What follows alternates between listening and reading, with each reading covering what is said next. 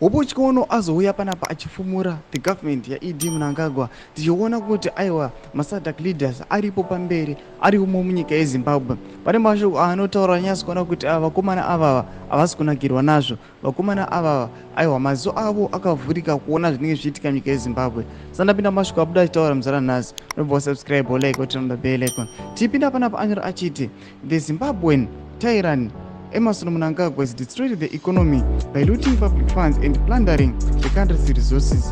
Now that there is very little left to loot except taxes, he wants to seize money sent to Zimbabweans by their relatives overseas by taking the foreign currency sent to them using an imposed fixed exchange rate. His insatiable appetite for the theft is unmatched, and it won't stop unless Zimbabweans say no more. He plans to give Zimbabweans the worthless currency he created called the ZVAITWA in exchange for their foreign currency using an exchange rate that he alone determines and his runners at the central bank impose. Panapa tikona huko tikona ari kuexposa vakomana ve the ruling party ZANU-PF vachiti aiwa valuta maresources munyika yeZimbabwe to an extent yekuti vasina chekuluta vakutoti aiwa tangokwanisa tauda kutongoluta kana dziri ngori mari dzatumirwa nevanhu marelatives avo ari kudiaspora.